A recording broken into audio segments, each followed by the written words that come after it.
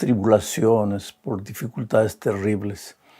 El que está bien, por la gracia de Dios, no puede entender, por más que quiera colocarse en el lugar de la otra persona, del sufridor, no puede entender, porque cada caso es un caso diferente. Yo quisiera que todos los que me están mirando en este momento estuviesen pasando por los lugares de verdes pastos y aguas tranquilas. Pero sé que muchos también están pasando pues por el valle de la sombra de la muerte. Vale la pena conversar con Dios, orar. El otro día alguien me preguntaba, y voy a responder esa pregunta ahora. Pastor, Dios sabe todo, Él conoce todo. Claro, Él es omnisapiente. Entonces Él sabe todo lo que me sucede. Claro que sí. Entonces, ¿para qué necesito orar? Si Él ya sabe lo que necesito. Esta es una pregunta interesante. Y te voy a decir algo que te puede sorprender. El propósito de orar, de la oración, no es informarle a Dios sobre lo que nos está pasando. Él es Dios. Antes que le pidamos cualquier cosa, Él ya sabe. Pero entonces, ¿para qué tenemos que orar? Porque muchas veces nosotros pensamos que cuanto más oramos, entonces Dios no nos va a responder. Y si no oramos mucho, Dios no nos va a responder. Querido, hay que ser lógicos en nuestras actitudes. Dios sabe todo. Y si mañana tienes que pagar un dinero que no tienes, Él sabe. Y si estás con miedo de perder el empleo, Él sabe. Y si te han diagnosticado con un cáncer, Él sabe. Y si tienes a un ser querido en el hospital al borde de la muerte y estás sufriendo por eso, Dios sabe todo. Y entonces, ¿por qué orar? Es que no oramos para informar a Dios. Oramos para mantener la comunión con Dios, para conservar la comunión con Dios. Cuando tú te arrodillas en medio del dolor, de las dificultades y oras, clamas a Dios y le dices lo que estás sintiendo, le muestras con tus palabras, expresas lo que va dentro de tu corazón. ¿Qué es lo que pasa? Tú te estás manteniendo en comunión con el Señor Jesucristo. Tú lo sientes cerca de ti. Tú conversas con Él. Y cuando te levantas de tus rodillas o cuando terminas tu oración, te sientes más poderoso. Puede ser que las circunstancias por fuera no han cambiado, continúa todo igual. Pero por dentro tú has cambiado. Y a veces lo que Dios necesita para cambiar las circunstancias adversas de tu vida es a ti mismo, pero curado de la desconfianza, de la duda, del pesimismo, del derrotismo. Entonces, cuando tú oras, te mantienes en comunión con la fuente del poder que es el Señor Jesucristo. Y cuando terminas de orar, pues eres capaz de caminar por encima de las aguas. Eres capaz de abrir el mar rojo. Eres capaz de hacer maravillas en el poder de Dios. Ahora me vas a hacer otra pregunta. ¿Y entonces por qué tengo que orar por otra persona? Porque si mi oración sirve para comunicarme con Dios, ¿de qué le sirve a la otra persona que yo ore por él? Porque aquí a la página muchos de ustedes entran colocando sus pedidos de oración. Y yo oro por ustedes. Pero ahora tú dices, pastor, pero usted está diciendo que yo con mi oración no voy a cambiar la opinión de Dios. Yo con mi oración no voy a informarle nada porque Él sabe que la oración me hace bien a mí. Pero ¿y si estoy orando por otra persona, cómo hago? Bueno, eso te voy a responder en la lección de la próxima semana. Ahora vamos a la lección número 4. Para el 27 de abril del año 2024. El título es Defendamos la verdad. Y el propósito de esta lección es mostrar que a lo largo de la historia, a lo largo de los tiempos, ha habido hombres y mujeres que estuvieron dispuestos a ser perseguidos e inclusive a morir por causa de su fe, para defender su fe, para defender la palabra de Dios, para defender la verdad. Inclusive el apóstol Juan, cuando escribió el libro de Apocalipsis, dice que estaba desterrado en la isla de Patmos por causa de la palabra de Dios, por su fidelidad a la palabra de Dios. y por no renunciar a sus convicciones fundamentadas en la palabra de Dios. Entonces vamos a la primera parte de esta lección bajo el subtítulo de La iglesia perseguida pero triunfante. Muy bien, ya dijimos en las lecciones pasadas algo que tenemos que recordar siempre a lo largo de las 3 lecciones. Dijimos que hay un conflicto entre Cristo y Satanás. Cristo tiene su pueblo, Satanás también tiene sus seguidores. Y lo que más el diablo quiere es destruir a Jesús y al pueblo de Dios.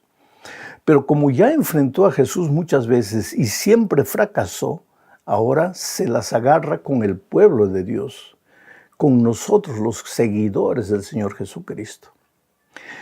Y quiere destruirnos de 2 maneras. Primero, viene astutamente, con engaños. Toma la palabra de Dios, la tuerce, la modifica, la cambia, le saca un pedazo, le aumenta otro pedazo. ¿Para qué? Para llevarte al error, para llevarte a la oscuridad, a la penumbra, para llevarte al terreno de la mentira, que es el terreno de él. Pero él ha descubierto también que a lo largo de los tiempos ha habido hombres y mujeres que han permanecido fieles a la palabra de Dios. Estudian la Biblia y no se dejan engañar. Entonces el enemigo usa su segunda arma. Ya que tú no aceptas pacíficamente el engaño, entonces te voy a perseguir, te voy a obligar a desistir de tu fe. Y entonces ahí entra en acción la persecución religiosa. La persecución por causa de tus convicciones religiosas. Entonces leo ahora, con ese contexto, Daniel 7, 25. Dice así: y hablará palabras contra el Altísimo. Quiero decirte que en el capítulo 7 de Daniel ve 4 bestias que representan a los imperios mundiales. Pero ve una última bestia que representa al último imperio, el imperio romano. Y después esa bestia tiene 10 cuernos y uno de esos cuernos adquiere tinte religioso.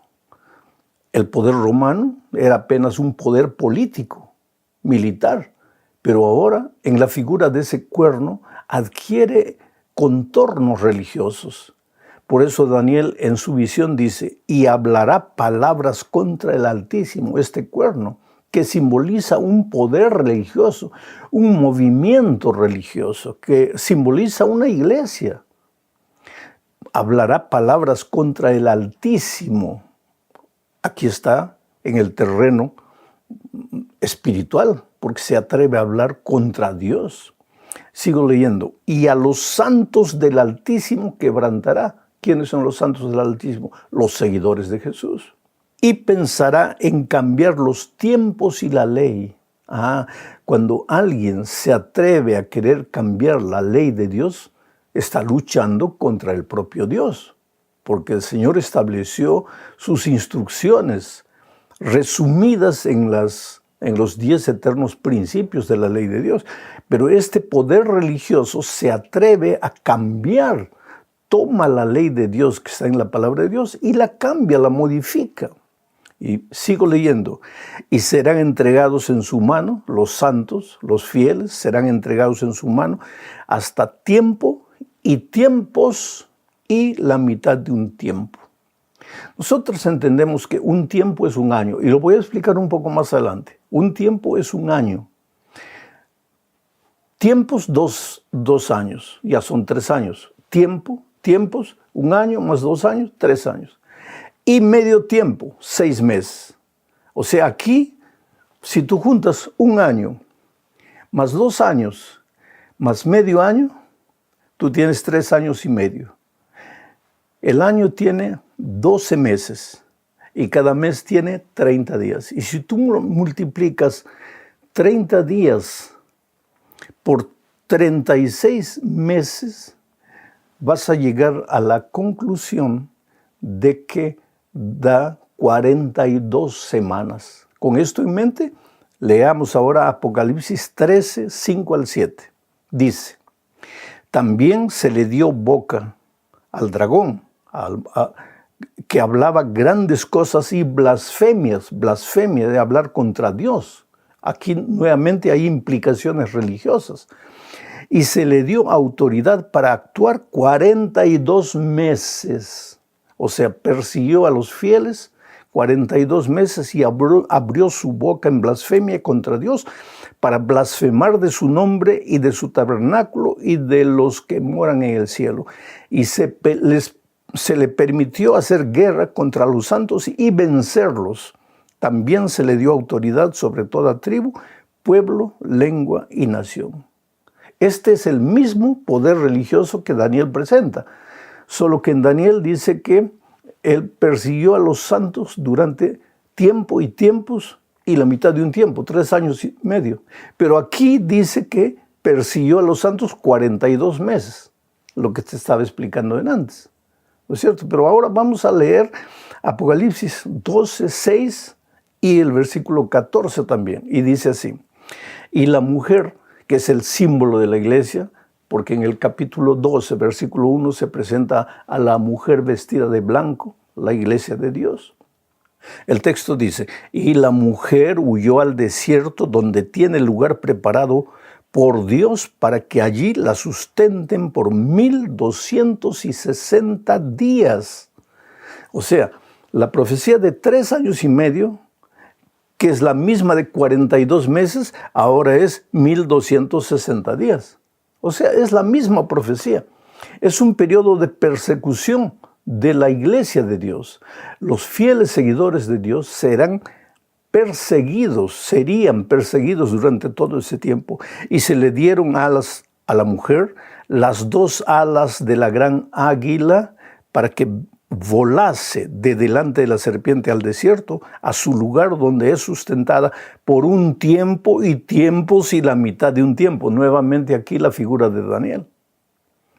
Ahora, querido, si tú revisas la historia, vas a ver que la iglesia de Dios, los fieles, obedientes seguidores de las instrucciones de la palabra de Dios, fueron perseguidos del año 538 después de Cristo hasta el año 1798. ¿Por qué estas fechas?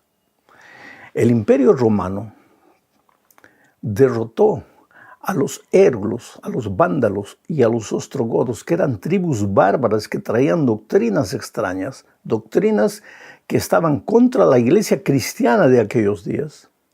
Y entonces el Imperio Romano adquirió una fuerza terrible. Y comenzaron a perseguir a todos aquellos que no creían en lo que la iglesia decía. Pero había un pequeño grupo que no quería obedecer a la iglesia, sino que quería obedecer la palabra de Dios.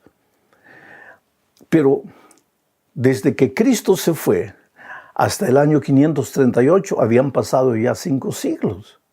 Y en ese tiempo el paganismo había ido entrando a la iglesia cristiana. Ahora ya no era la iglesia cristiana pura de los tiempos de Jesús o de los tiempos de los apóstoles. Era una iglesia contaminada por falsas doctrinas paganas que no tenían fundamento en la Biblia. Entonces, ya que no tenían fundamento en la Biblia, la propia iglesia dijo: sí, en la Biblia puede no haber fundamento, pero la tradición, ¿y qué es la tradición? Lo que la iglesia decide, la tradición tiene igual valor que la Biblia. Solo que en la Biblia tú no encuentras un versículo que diga que la tradición puede ser colocada a la altura de las enseñanzas bíblicas. Entonces, comenzó una persecución a todos los que querían ser fieles a la palabra de Dios. Y esa persecución comenzó el año 538 y fue hasta el año 1798 cuando el líder de la iglesia, que se llamaba cristiana, fue preso en la época de la Revolución Francesa, fue preso. Ahora, lo interesante es que la profecía decía que la verdadera iglesia de Dios, simbolizada por la mujer vestida de blanco, sería perseguida. Pero la iglesia cristiana, que se llamaba cristiana, en lugar de ser perseguida, perseguía. y perseguía a los cristianos que insistían en obedecer la palabra de Dios y únicamente la palabra de Dios. Vamos ahora a la segunda parte de este estudio. La luz vence a las tinieblas. Oh, queridos, los fieles derrotaron al enemigo. ¿De qué manera? Conservando la verdad bíblica y soportando la persecución terrible contra ellos. Ahora leamos lo que dice Judas 1, versículo 3. Dice así: Amados, por la gran solicitud que tenía de escribiros acerca de nuestra común salvación, me ha sido necesario escribiros exhortándoos que contendáis ardientemente por la fe que ha sido una vez dada a los santos. Mira lo que la Biblia decía en el libro de Judas. Decía que el pueblo cristiano debe contender ardientemente por la fe. Ahora, este contender ardientemente por la fe no quiere decir tomar armas y luchar. Nada justifica guerra. Guerra religiosa no puede existir, pero no guerra del pueblo cristiano. El pueblo cristiano no puede usar armas para perseguir al que no cree como él o para defender su fe. Estando siendo perseguido, podría tomarse en armas y decir, ¿qué cosa? Estoy defendiéndome. No, pero en la Biblia no encontramos apoyo para que el pueblo de Dios tome armas y persiga o participe de una guerra. Entonces, ¿por qué dice aquí Judas que debemos contender? Porque esa palabra contender nos da la idea de lucha, de guerra. Es que esa palabra contender en el original griego es el verbo epagonisestai, que podría ser traducido que os esforcéis en perseverar en la fe. Esforzaos para no ceder a la presión, a la persecución. Que no tengáis miedo. Tenéis que ser firmes hasta el final. Hay una Biblia llamada la Biblia del Jubileo que traduce este versículo así: para que os esforcéis a perseverar en la fe. Bueno, vamos a la tercera parte. Antes de eso quiero decir, ¿y cómo es que el enemigo luchaba? ¿Cómo es que el enemigo perseguía, además de tener las armas? ¿Cómo perseguía? Interesante. 2 Corintios 11, 13 al 15 dice: porque estos son falsos apóstoles. Se está refiriendo a líderes religiosos. Obreros fraudulentos que se disfrazan como apóstoles de Cristo. Y no es maravilla, porque el mismo Satanás se disfraza como ángel de luz. Así que no es extraño si también sus ministros se disfrazan como ministros de justicia, cuyo fin será conforme a sus obras. ¿Cómo ataca el enemigo a la iglesia? Con la persecución, ya que el engaño no le dio resultado. Pero los líderes de esta iglesia, que se llama cristiana y que persigue a los obedientes de la palabra de Dios, dice que son ministros disfrazados, es decir, ministros que enseñan no lo que la palabra de Dios dice, sino lo que la tradición dice. En realidad enseñan un evangelio contaminado. Vamos a la tercera parte del estudio. Valor para permanecer firmes. Y aquí vamos a estudiar el ejemplo que los valdenses, un pueblo fiel, nos dejó. Ese pueblo, los valdenses, nos dejaron un ejemplo extraordinario de fe. Mira lo que dice Efesios 6, 10 al 12. Por lo demás, hermanos míos, fortaleceos en el Señor y en el poder de su fuerza. Vestíos de toda la armadura de Dios para que podáis estar firmes contra las acechanzas del diablo, porque no tenemos lucha contra sangre y carne, sino contra principados, contra potestades, contra los gobernadores de las tinieblas de este siglo, contra huestes espirituales de maldad en las regiones celestes. O sea, nuestra guerra no es de cañones, de armas, es una guerra espiritual. No peleamos contra carne y sangre, peleamos contra fuerzas espirituales. Solo que esas fuerzas espirituales vienen a través del engaño, de la doctrina falsa, de la doctrina que no tiene fundamento en la palabra de Dios. Y cuando hay un pueblo fiel, entonces, a pesar del engaño, entonces viene la fuerza, la persecución. Y durante la Edad Media los valdenses se escondían en las cuevas para transcribir la palabra de Dios en las manos, a mano. Transcribían la palabra de Dios, no había imprenta, a mano.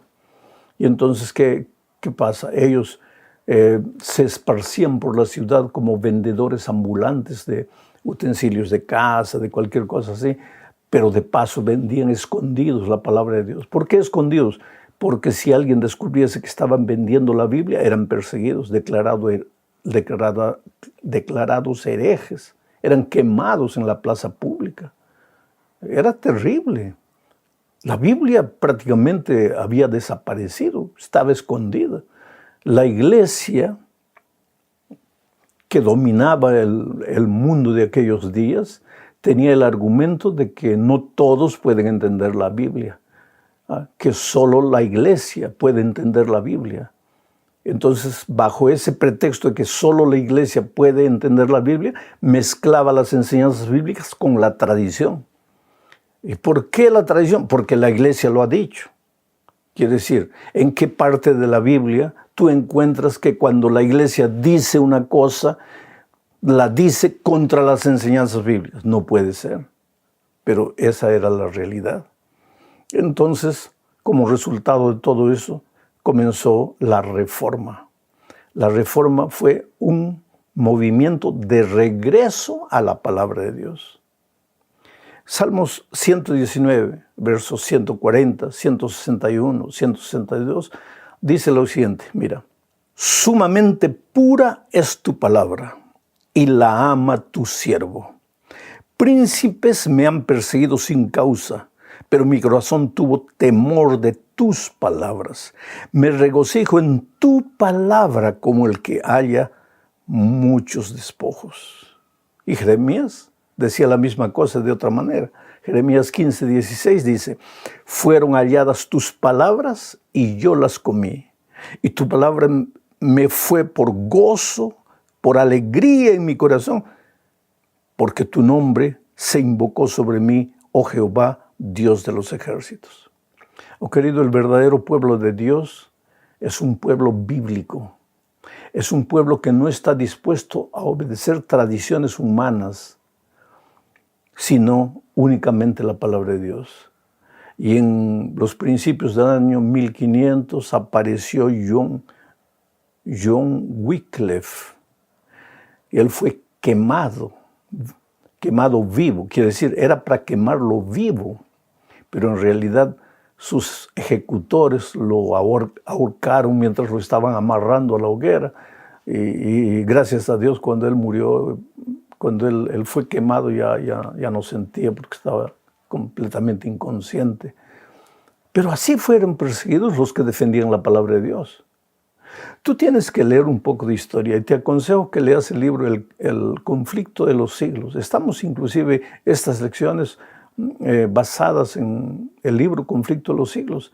Hay capítulos enteros hablando de los reformadores, del sufrimiento, del dolor de esos hombres. John Wycliffe tradujo la Biblia del latín para el inglés. ¿Para qué? Para que los ingleses pudiesen tener acceso a la palabra de Dios. En medio de eso todo, esos hombres sufrían animados por la esperanza. Juan Hus, Jerónimo, Tyndale, etc. Mira lo que dice Juan 14, 8 y 19. No os dejaré huérfanos, vendré a vosotros. Todavía un poco y el mundo no me verá más. Pero vosotros me veréis, porque yo vivo, vosotros también viviréis. Esa era la promesa de Dios para esos reformadores y lo es hoy para nosotros. Tal vez hoy día nosotros no somos perseguidos, no somos ahorcados, no somos quemados vivos por nuestra obediencia a la palabra de Dios. Nunca en la historia de este mundo se ha disfrutado de tanta libertad. Hoy tenemos libertad, pero los pioneros, los reformadores, que no quisieron atacar a la Iglesia Católica. Quisieron atacar las enseñanzas que no eran bíblicas. Pero como las enseñanzas bíblicas no eran aceptadas, pues esos hombres fueron expulsados y muchos de ellos condenados a muerte. Juan Hus, por ejemplo, languideció en una celda de prisión en pleno invierno, pegó una pulmonía, tosía, y en medio de su dolor escribió a un amigo lo siguiente, una carta linda. Voy a leer la carta y va a aparecer ahí en la tela. Miren, la carta decía: escribo esta carta en la cárcel y con la mano encadenada, a la espera de que mañana se cumpla mi sentencia de muerte. En el día en que por la gracia del Señor nos encontremos otra vez, gozando de la paz deliciosa de la vida futura, sabrás cuán misericordioso ha sido Dios conmigo y cuán admirablemente me ha sostenido en medio de mis tentaciones y pruebas. Qué hombre tremendo, ¿no? Estaba muriendo, enfermo, y le dice a su amigo: el día que nos encontremos tú verás cuán misericordioso ha sido Dios conmigo. En la prisión, muriendo, cuán misericordioso ha sido Dios conmigo. El tiempo vuela, el tiempo pasa rápido. Jesús está volviendo, debemos vivir con expectativa. Somos el pueblo que espera la venida de Cristo. Jesús va a volver. Querramos o no querramos, Él va a volver. Más vale la pena que estemos preparados para el encuentro con Jesús. El título para la lección de esta semana es: Dios es apasionado y compasivo. Y el propósito de la lección es mostrarnos que los sentimientos, las emociones, nacen en Dios. Él es un Dios emocional, pero no deja de ser un Dios racional. En otras palabras, las emociones no están reñidas con la razón, ni la razón con las emociones. Cuando tratamos al ser humano como si fuera un robot, lo estamos tratando porque pensamos que él es solo cabeza, que él es solo razón. Pero el ser humano tiene un corazón. Inclusive las grandes decisiones de la vida no se toman con la cabeza, ¿tú sabías eso? Sino con el corazón. Tú no te casaste con la mujer que tu cabeza, tu razón te dijo: esta es la mujer correcta. Tú te casaste con la mujer que te gustó, te enamoraste de ella, sus ojos, su piel, su cabello, yo no sé, su carácter, te casaste con ella. Tú no compras un carro solo por la razón. ¿Te gusta o no te gusta? Eso es lo que determina. Quiere decir, las emociones son importantes en la experiencia cristiana. Vamos a la primera parte de este estudio bajo el título de Más que el amor de una madre. En esta primera parte, el autor de la lección de la escuela sabática trata de mostrar que el amor de Dios, aunque sea pálidamente, podría ser comparado con el amor de un padre o de una madre. Leo Salmo 103, versículo 13, dice: como el Padre se compadece de los hijos, se compadece Jehová de los que le temen. Como el Padre se compadece de los hijos, se compadece Jehová de los que le temen. Sabes, cuando yo era niño, yo nunca fui un hombre rebelde, así, un niño rebelde, ¿no? Pero muchas veces pues era un muchacho distraído. Entonces mi padre era un hombre bien firme, exigente, bien, a veces hasta intransigente, pero yo le agradezco porque me enseñó valores que hasta hoy me ayudan. La puntualidad, por ejemplo, esa es una de las virtudes que yo heredé de mi padre. Él me ayudó, me enseñó a ser puntual, me enseñó a leer porque me obligaba a leer. Bueno, pero un día me dio una tarea, no la cumplí, yo sabía que venía el castigo. Y el castigo en aquellos tiempos era con la correa. Y yo sabía que él me daría unos 5 o 6 correazos.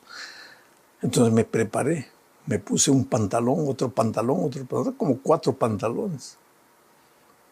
Solo que cuando llegó el momento de la confrontación con mi padre, pues él se dio cuenta que yo me había puesto varios pantalones.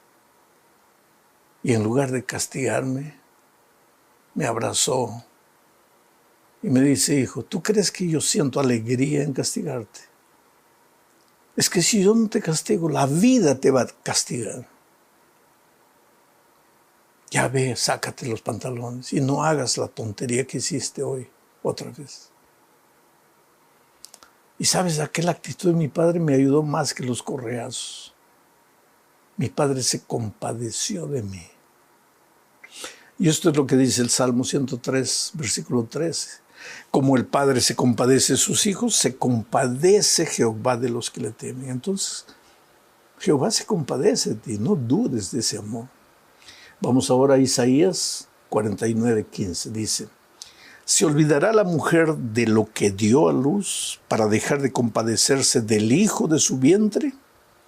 Aunque se olvide ella, yo nunca me olvidaré de ti. ¿Puede haber un amor más grande que el amor de la madre? Porque la madre no ama solo con el corazón, la madre ama con las entrañas, con el vientre. ¿Por qué? Porque tuvo a su hijo 9 meses en el vientre. Es por eso que a veces el padre no puede entender el amor de la madre. Y aquí Dios toma la figura del amor de la madre y dice, una madre se olvidará de su hijo, del hijo que dio a luz, del niño que salió de su vientre. Y dice, tal vez una madre podría hacerlo, aunque es difícil, pero tal vez. Sin embargo, yo nunca me olvidaré de ti. Entonces, si en este momento estás sufriendo, no pienses que Dios te abandonó, que Dios se olvidó de ti, que porque has hecho algo malo ya Dios no te ama y estás entregado a tu triste suerte. No, no, no. Dios te ama, Él es tu Padre de amor, Él es la madre que te protegerá en todo momento. Y un texto más para describir el amor inconmensurable de Dios. Jeremías 31, 20 dice, ¿no es Efraín hijo precioso para mí? ¿No es niño en quien me deleito? Pues desde que hablé con él me he acordado de él constantemente.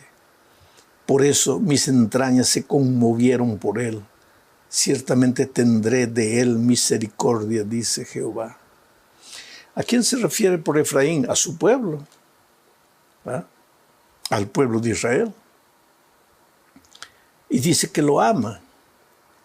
Y dice que cuando lo ve andando en sus caminos, las entrañas de Dios se conmovieron. Nuevamente la figura de la madre, que el vientre, la madre ama con las entrañas, ama con el vientre, también con el corazón, lógicamente. Las entrañas se conmovieron. Ciertamente tendré misericordia de mi pueblo. Que estas palabras amorosas de Dios no te enseñen el camino de la permisividad, que llegues a la conclusión de decir, pues, Dios me ama, ya para qué me preocupo. No, querido. Porque ves aquí que cuando el Hijo camina en sus caminos, Dios se siente feliz. Cuando Él pasa por dificultades, las entrañas de Dios se conmueven. Dios se conmueve de ti porque te ama. Está feliz cuando andas bien y todo te va bien. Y se pone triste cuando las cosas no te van bien. Vamos a hablar ahora del amor conmovedor de Dios.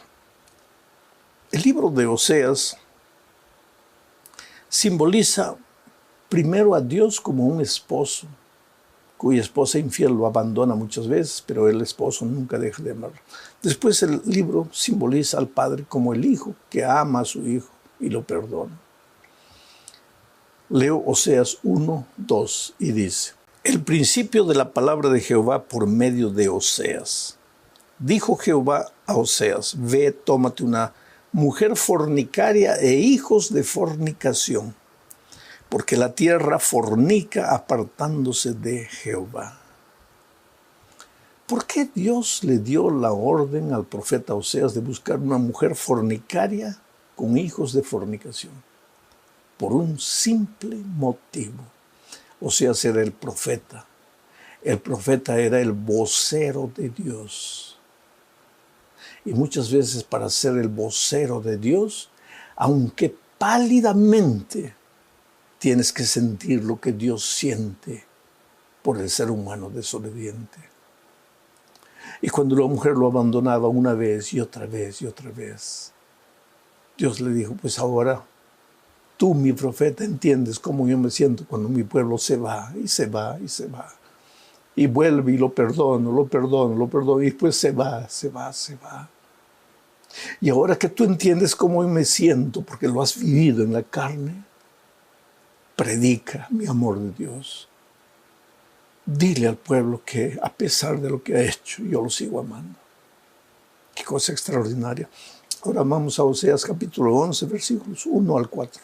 Cuando Israel era muchacho, yo lo amé, y de Egipto llamé a mi hijo. Cuanto más yo los llamaba, tanto más se alejaban de mí. A los Baales sacrificaban y a los ídolos ofrecían sahumerios. Yo con todo eso enseñaba a andar al mismo Efraín, tomándole de los brazos, y no conoció que yo le cuidaba. Con cuerdas humanas los traje, con cuerdas de amor, y fui para ellos como los que alzan el yugo de sobre su cerviz, y puse delante de ellos la comida. Cuando Israel era pequeño, hacía tantas tonterías, pero nunca dejé de amarlo. Lo sostuve con mi mano, le enseñé a caminar, lo ayudé, pero lo sigo amando. Aún hoy, cuando ya es grande, cuando ya es adulto y comete errores, yo estoy a su lado para restaurarlo. ¡Qué Dios maravilloso! Yo te voy a hacer una ilustración. ¿Has visto una madre lavando y cambiando de pañales al hijito de un mes de nacido? El pobre no sabe ir al baño, el pobre no sabe pedir ayuda, y si no le cambias los pañales va a estar ahí el día todo. Porque es un baby, no sabe nada. Pero ¿has visto una madre con qué cariño higieniza al hijito? Toma el lavatorio con agua tibia, no puede estar caliente ni fría, y lo va a limpiar. Primero saca el pañal, lo limpia, coloca el pañal sucio a un lado, y después con esa agua limpia, tibia, lo lava, lo higieniza, cantándole una musiquita, hablándole palabras de amor. Y después le da un beso en las nalgas al niño. ¡Qué amor! Y así lo va cuidando a los 6 meses, al año. Y ya le va enseñando a ir al baño solo. A los 2 años. Hasta que en un momento el muchacho ya sabe ir solo al baño. Pero en todo momento la madre está acompañándolo. Ese es Dios. ¿Tú crees que porque hiciste alguna tontería en la vida, Dios dejó de amarte? Él te va a lavar, te va a limpiar, te va a cuidar. Pero al mismo tiempo te quiere enseñar a ser independiente, a caminar en sus caminos, por voluntad propia, no por obligación ni por constrangimiento. Dios te ama, querido, pero ese amor no es permisivo. Ese amor no es para que continúes revolcándote en el pecado. Ese amor no es para que continúes siendo un baby de un mes el resto de la vida. Ese amor es para que crezcas. Ese amor es transformador y restaurador. Vamos a la tercera parte de este estudio bajo el subtítulo de La compasión de Jesús.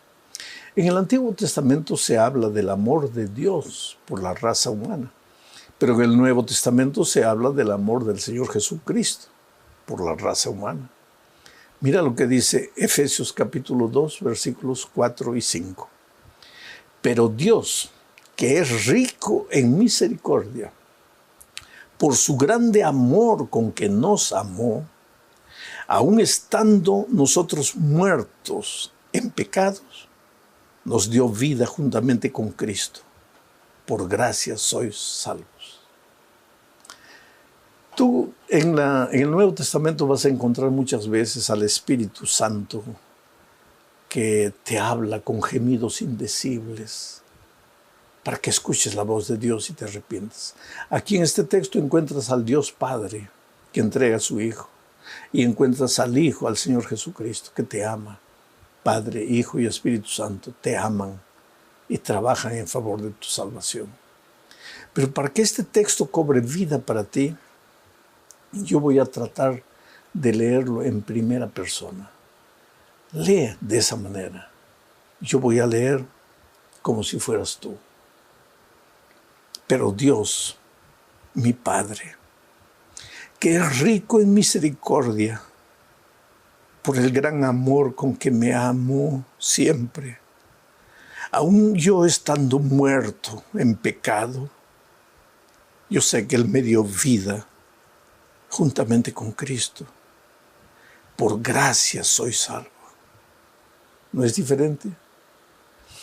Te doy un consejo aquí abriendo un paréntesis. Trata de leer la Biblia así, aplicando los versículos a tu vida, como si estuviese siendo escrito para ti, no para los otros. Ahí la Biblia va a cobrar más sentido para ti. Otra figura del Nuevo Testamento donde se muestra el amor del Padre es la figura del Hijo pródigo. Ya no voy a hablar mucho porque ya hablé en una lección pasada. El Padre que siempre espera, que nunca dejó de esperar. El Padre que te recibe, y cuando recibe al Hijo todo sucio e inmundo, no le dice a los siervos, por favor vengan, llévenselo, está inmundo, yo no puedo abrazar así. No, lo abraza. La mugre del Hijo pasa a Él, lo abraza. ¿No te parece que cuando Cristo vino a este mundo, tomando la humanidad para morir en la cruz por nosotros, de cierta manera nos estaba abrazando y nuestra humanidad estaba contagiándolo a Él? Ese es el amor de Dios. Ese es el amor del Padre. No digo nuestra pecaminosidad, sino nuestra humanidad. Él vino trayendo siglos de la deterioración física del ser humano, cargando en Él solo por amor. Y ahora leo Mateo 23, 37, otro texto donde se expresa el dolor y el amor del Padre. Ya Jesucristo estaba aproximándose de la cruz y una noche desde la montaña miró para la ciudad de Jerusalén y con lágrimas en los ojos dijo, Jerusalén, Jerusalén. Mateo 23, 27. Leo, Jerusalén, Jerusalén, que matas a los profetas y apedreas a los que te son enviados. ¿Cuántas veces quise juntar a tus hijos como la gallina junta sus polluelos debajo de las alas? Y no quisiste. Ese es el dolor del Padre. Yo creo que en este momento el Señor Jesús te mira y te pregunta, hijo, dime, ¿qué más puedo hacer para salvarte? Hice todo lo que pude, pero te estás perdiendo, porque no te puedo obligar a ser salvo. Tú tienes que querer, tú tienes que decir sí, tú tienes que rendirte. Eso es lo que le dijo a Jerusalén. ¿Cuántas veces quise juntar a tus hijos como la gallina junta sus polluelos debajo de las alas, pero no quisiste? Yo te pregunto esta mañana, o esta noche, o esta tarde, no sé a qué hora estás viendo este video. ¿Cuántas veces el Señor te llamó? ¿Cuántas veces quiso arroparte en su amor, en su poder restaurador? Pero tú no dejas, tú no aceptas, tú no quieres. Tienes que responder. Vamos a la cuarta parte de este estudio bajo el título de Un Dios celoso. Es interesante, voy a leer Deuteronomio 4, 24, dice, porque el Señor tu Dios es fuego consumidor, Dios celoso. El Señor tu Dios. En ese verbo, en ese versículo 4, 24 de Deuteronomio, hay dos maneras de llamar a Dios. El Rahum y el Canaj. El Rahum, Dios misericordioso, Dios de amor, Dios compasivo, Dios de consolación. El Canaj, Dios celoso, pero no celoso en el sentido de que del celo humano. Los seres humanos tenemos celo porque somos egoístas, porque somos desconfiados, porque somos pecaminosos por naturaleza. Dios no es celoso en ese sentido. Él es celoso en el sentido de protegernos, de cuidarnos, de amarnos, de no querer que el pecado nos toque para que nos destruya. ¿Por qué? Porque eres precioso a sus ojos. Vales mucho. Eres la cosa más linda que Dios tiene en esta vida. Tú podrías entender el celo de Dios bajo la palabra el celo de Dios. Los seres humanos tenemos celos en plural, enfermizos, egoístas. Dios tiene celo en el sentido de cuidado, de protección. Dios te ama. Dios es el Rakuj, el ser misterioso, el Rahum, y el Canaj, el Dios celoso, el Dios protector. Llegamos al fin del estudio hablando de un Dios compasivo y apasionado. Leo Isaías 63, 9 y dice lo siguiente. En toda angustia de ellos, Él fue angustiado. ¿Quién? Dios. Quiere decir, en el dolor del ser humano, Dios también sufre dolor. Y el ángel de su faz los salvó. En su amor y en su clemencia los redimió y los trajo. Y los levantó todos los días de la antigüedad. Nuevamente aquí los levantó. ¿Por qué? Porque el pecado te hace caer. Cuando te apartas de Dios te caes. Y te caes y te hieres y a veces ya no tienes ganas de levantarte. Pero el Dios amoroso y protector te levanta todos los días. Desde la antigüedad. A veces tú en la noche llegas, oh Señor, estoy aquí otra vez porque he cometido el mismo pecado. Y Dios te mira y te dice, hijo, el mismo pecado. ¿Por qué dices el mismo pecado si es la primera vez que me lo estás contando? Porque cuando Dios perdona se olvida y Él todos los días te da una nueva oportunidad. Es Dios compasivo, misericordioso. Ahora leo Hebreos 4:15. Me gusta este texto. Porque no tenemos un sumo sacerdote que no pueda compadecerse de nuestras debilidades, sino uno que fue tentado en todo según nuestra semejanza, pero sin pecado. Tú no puedes decir, el Señor Jesucristo no me entiende porque Él es Dios, pues Él venció porque es Dios. No, no, no.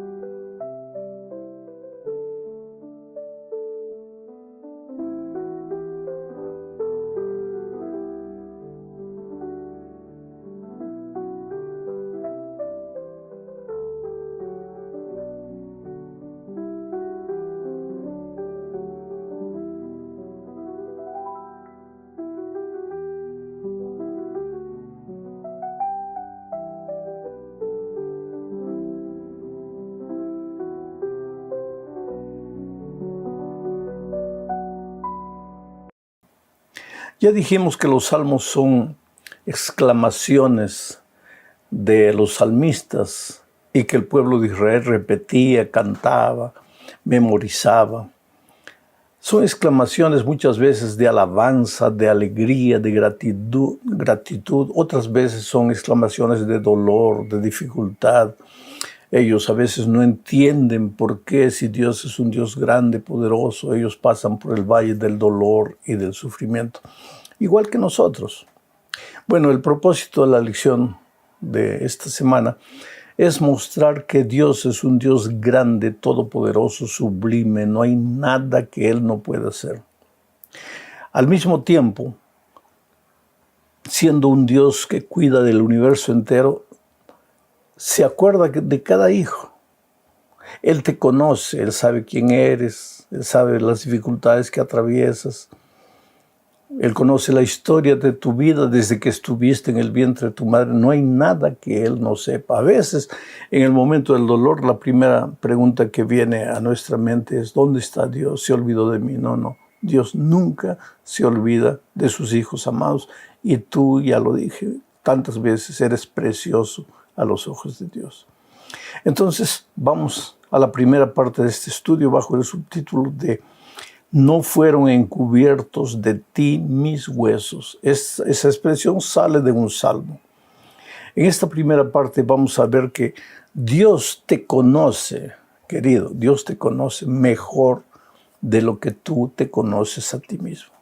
Voy a ir leyendo algunos salmos y reflexionando en algunas frases, en algunas expresiones de los salmistas. El primer texto es Salmo 139, versículos 1 al 5. Dice así: Oh Jehová, tú me has examinado y conocido. El verbo examinar es analizar, ver detalles. Cuando se examina algo, se dirige la atención a los detalles. Lo que el salmista está diciendo aquí es que Dios te conoce en los mínimos detalles de tu vida. Tienes un lunar que nadie conoce. Dios sabe que tienes ese lunar ahí. Dios sabe cuántos cabellos tienes. Dios sabe las ansiedades de tu corazón. Cuando a veces tú te miras al espejo y crees que deberías ser un poco más bonito, o más flaco, o más gordo. Dios conoce todo. Dios te examina y conoce. Entonces sigo leyendo el Salmo. Dice: Oh Jehová, tú me has examinado y conocido. Tú has conocido mi sentarme y mi levantarme. Has entendido desde lejos mis pensamientos. Esta frase me impresiona. Has entendido desde lejos mis pensamientos. No es por el hecho de que Dios está en los cielos, de que físicamente puede haber distancia.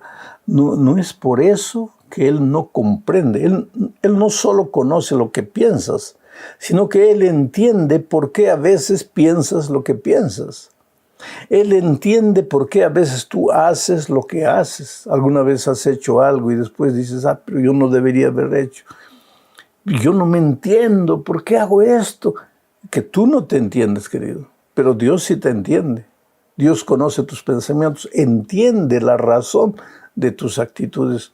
Dios conoce los detalles de tu vida. Sigo leyendo el versículo 3, dice: Has escudriñado. Escudriñar es investigar, es analizar también. Has escudriñado mi andar y mi reposo, y todos mis caminos te son conocidos. Quiere decir, no hay un lugar a donde podamos ir que Dios no sepa, que Dios ignore. Entonces, a veces cuando queremos entrar a un lugar que no deberíamos entrar, miramos para arriba, para abajo, a ver si alguien nos ve, si alguien no nos ve. Ese no es el problema. El problema es que desde el cielo Dios te está mirando porque Él conoce todos tus caminos. Y el versículo 4 dice: Pues aún no está la palabra en mi lengua, y he aquí, oh Jehová, tú sabes toda mi palabra. Y termina diciendo el versículo 5: Detrás y delante me rodeaste, y sobre mí pusiste tu mano. Este es un texto animador.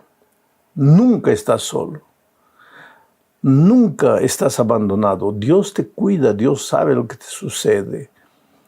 Pero al mismo tiempo es un salmo que nos hace reflexionar. Pues si Dios sabe todo lo que hacemos, a dónde vamos, lo que pensamos, deberíamos ser más cuidadosos. No solamente en que la gente nos vea o no nos vea, sino en el hecho de que Dios sabe todo lo que estamos haciendo.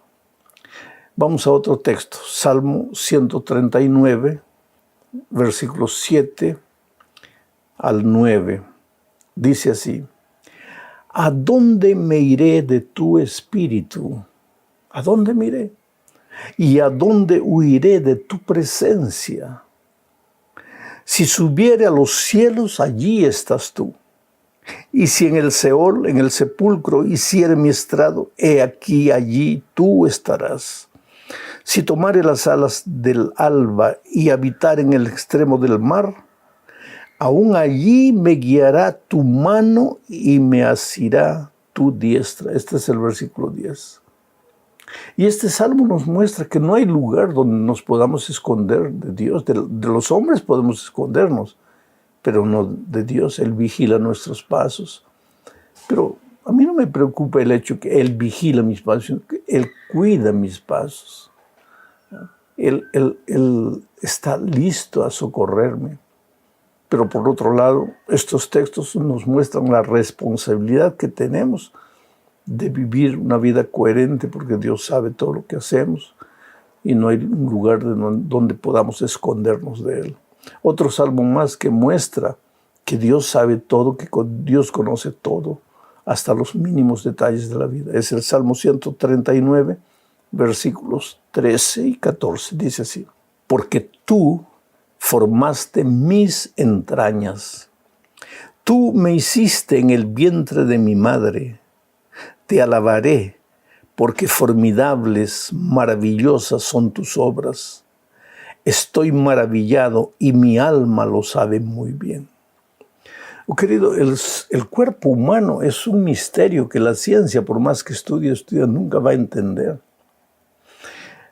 Busca en este mundo una máquina, un carro, una bicicleta, una licuadora, lo que sea. Busca un aparato que dure 80, 90 años y que nunca durante ese tiempo necesite una refacción. Vamos a ver, comienza a funcionar y no para, 90 años. Sigue el mismo ritmo. No existe. Pero piensa en tu corazón, desde el día en que tú naciste, viniste al mundo, inclusive antes de cuando ya estabas en el vientre de tu madre, tu corazón comenzó a latir frecuentemente, constantemente. 80, 90 años. Cuando mueres, para. ¿Qué máquina puede funcionar durante tanto tiempo sin parar? Entonces el cuerpo humano es extraordinario. Dios nos ha hecho de una manera sabia, y lo que el salmista dice aquí es que cuando estabas en el vientre de tu madre, mientras tú te ibas desarrollando, en realidad Dios te iba formando. El salmista dice: tú me hiciste en el vientre de mi madre. Te alabaré porque formidables, maravillosas son tus obras. ¿A qué obras se refiere? A su propio cuerpo, a su propio ser. ¿Cómo hizo tu cabeza? ¿Cómo hizo los nervios, las terminaciones nerviosas? ¿Cómo dio origen a tus emociones, a tus sentimientos? No, el cuerpo humano es un misterio. Ahora, lo que importa no es lo que Dios puede hacer o es capaz de hacer, las maravillas que Él es capaz de hacer, sino que ese Dios grandioso, extraordinario, te ama como si tú fueras la única persona que existe en este mundo. Y Él desea vivir contigo una experiencia de comunión diaria, constante. Vamos a la segunda parte, bajo el subtítulo de la seguridad del cuidado de Dios. Es que ese Dios grandioso que te formó en el vientre de tu madre, ese Dios que sabe todo, que conoce tus caminos, ese Dios del cual tú no te puedes esconder yendo a cualquier lugar en este mundo, lo importante es que ese Dios se preocupa por ti. Oh, querido, tú no eres un ser humano que Dios creó y una vez creado, Él te dijo, bueno, ya te crié, ahora ya es problema tuyo, vive tu vida, trata de ser feliz a tu manera. No, no. Cuando Él te creó, Él te entregó un manual, que es la Sagrada Escritura, el manual de la felicidad. Y Él se preocupa en que tú sigas las instrucciones del manual para que seas feliz. Dios quiere que tú seas feliz. Es que nosotros somos independientes desde la entrada del pecado, independientes por naturaleza y queremos encontrar nuestros propios caminos. Y muchas veces nos causamos dolor, nos provocamos tristeza. Y como siempre digo, ojalá que nos trajéramos tristeza solo a nosotros. Lo peor es que traemos dolor y tristeza a las personas que amamos y que a veces no tienen culpa de nuestras tristes decisiones. Leo el Salmo 40, versículos 1 al 3. Dice así: pacientemente esperé a Jehová, y se inclinó a mí y oyó mi clamor. Ese pacientemente esperé a Jehová, esa expresión pacientemente, a mí me impresiona porque Dios sabe que para que tú puedas ser feliz necesitas desarrollar la paciencia. El salmista dice, pacientemente esperé a Jehová. Oh querido, cuando tú pides algo a Dios y parece que Dios no te da, no es porque no te quiere dar, es porque muchas veces Él quiere desarrollar tu paciencia y porque Él sabe que para ser feliz en la vida necesitas ser un hombre, una mujer paciente. Sigo el versículo 2, dice, y me hizo sacar del pozo de la desesperación, del lodo cenagoso, puso mis pies sobre peña y enderezó mis pasos. Cuando el salmista dice aquí que Dios lo sacó del pozo del lodo cenagoso, no está hablando del pozo de la miseria, de esta vida, simplemente de las circunstancias difíciles, de las pruebas, de las maldiciones, de las persecuciones, de las agresiones de las personas.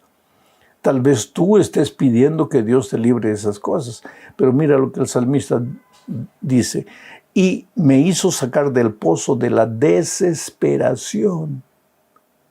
Oh, querido, el verdadero pozo en el que estás hundido es la desesperación. Después vienen todas las otras consecuencias. Te metes en deudas.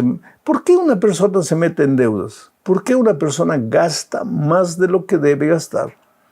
Ah, dirás necesidad. No, querido. Nosotros los seres humanos inventamos necesidades. Pero hay una cosa básica. No se puede gastar más de lo que se tiene.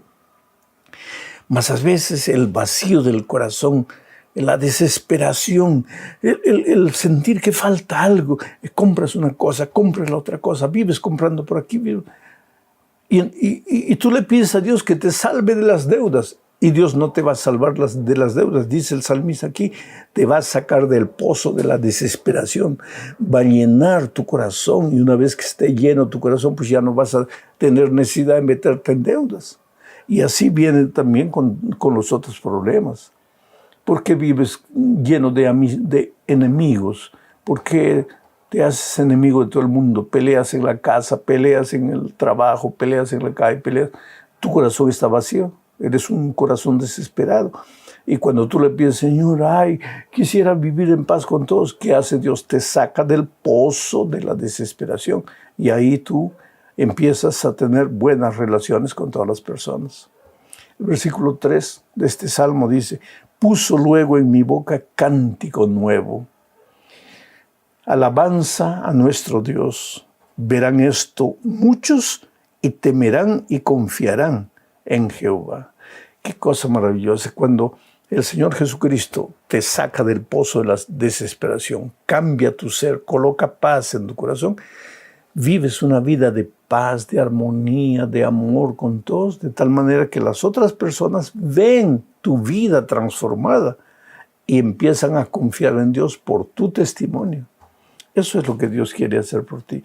Leo un texto más para esta parte, Salmo 121, 6 al 8. Dice, el sol no te fatigará de día, ni la luna de noche. Jehová te guardará de todo mal, Él guardará tu alma. Jehová guardará tu salida y tu entrada desde ahora y para siempre. Esta parte estaba hablando del cuidado de Dios. Ese Dios que te conoce, ese Dios que te formó en el vientre de tu madre, se preocupa por ti, quiere cuidarte, quiere hacerte feliz, quiere sacarte del pozo de la desesperación y quiere vigilar tus pasos de día y de noche, cuando salgas, cuando entres, cuando estés viajando, cuando estés caminando por la calle. Él y sus ángeles estarán cuidando y protegiendo tu camino. Vamos a la tercera parte, bajo el subtítulo, El Señor es un refugio en la adversidad. Leamos Salmos 17, 7 al 9. Dice así: Muestra tus maravillosas misericordias, tú que salvas a los que se refugian a tu diestra, de los que se levantan contra ellos. Guárdame como la niña de tus ojos, escóndeme bajo la sombra de tus alas, de la vista de los malos que me oprimen, de mis enemigos que buscan mi vida. Este clamor de alegría del salmista: oh Señor, escóndeme debajo de tus alas. Mira la figura poética. La gallina protege a sus pollitos debajo de las alas. Dice el salmista: Dios, Señor, escóndeme debajo de tus alas. Guárdame como la niña de tus ojos. Tú sabes que cuando viene algún peligro, lo primero que tú haces instintivamente es echar los ojos para guardar la niña de tus ojos, que son valiosísimos. Pues tú eres la niña de los ojos de Dios. Ay de aquel que se atreva a tocarte. Tú estás protegido y escondido debajo de las alas de Dios. Pero esta idea nos sugiere otra cosa: que mientras caminemos en esta vida, pues no estaremos libres de enemigos, no estaremos libres de dificultades, de pruebas, de enfermedades, muchas veces de la muerte. Porque si no hubieran dificultades en esta vida, pues ¿para qué necesitaríamos el refugio? ¿Para qué necesitaríamos las alas del Señor? ¿Para qué nos tendría que cuidar como la niña de sus ojos si todo es paz y maravilla en este mundo? Pero es que desde que el pecado entró vivimos en un mundo de dolor, de tristeza.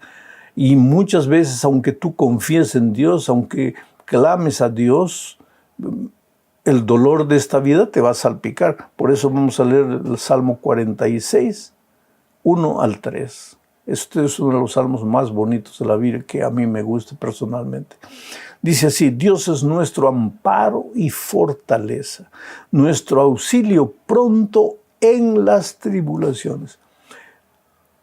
No dice que si creemos en Dios nunca tendremos tribulaciones, nunca tendremos aflicciones. No dice eso. Dice que en medio de las tribulaciones y de los conflictos, Dios será nuestro amparo y fortaleza. Ahora, si Dios va a estar conmigo, si yo puedo esconderme bajo las alas de Dios, pues que vengan las tribulaciones, las dificultades, porque yo tengo un escudo fiel en Jesucristo. El versículo 2 dice: por tanto, ya que Él es nuestro amparo y fortaleza, por tanto no temeremos, aunque la tierra sea removida y se traspasen los montes al corazón del mar, aunque bramen y se turben sus aguas y tiemblen los montes a causa de su braveza. Pues que caiga la montaña, que se abra la tierra, que venga el terremoto, el huracán, la hinchente, que vengan los aluviones, que vengan las dificultades financieras, físicas, emocionales. Tú estás seguro porque tienes un Dios todopoderoso que conoce todo, que sabe todo, que puede todo y que te ama y que desea vivir una vida de comunión contigo. Vamos a la cuarta parte. Defensor y libertador. Él no es solamente nuestro protector, también es nuestro defensor y libertador. Pablo usa la manera como Dios cuidó en el pasado al pueblo de Israel en el desierto. Usa eso para decirle a los cristianos de sus días, el apóstol Pablo, que no había por qué tener falta de confianza en Dios, porque si Dios había cuidado a su pueblo en el pasado, lo cuidaría hoy. Dice primero a los Corintios 10, 1 al 4, lo siguiente: porque no quiero, hermanos, que ignoréis que nuestros padres todos estuvieron bajo la nube y todos pasaron el mar, y todos en Moisés fueron bautizados en la nube y en el mar, y todos comieron del mismo alimento espiritual, y todos bebieron la misma bebida espiritual, porque bebían de la roca espiritual que los seguía, y la roca era Cristo. Él está citando en realidad el Salmo 114.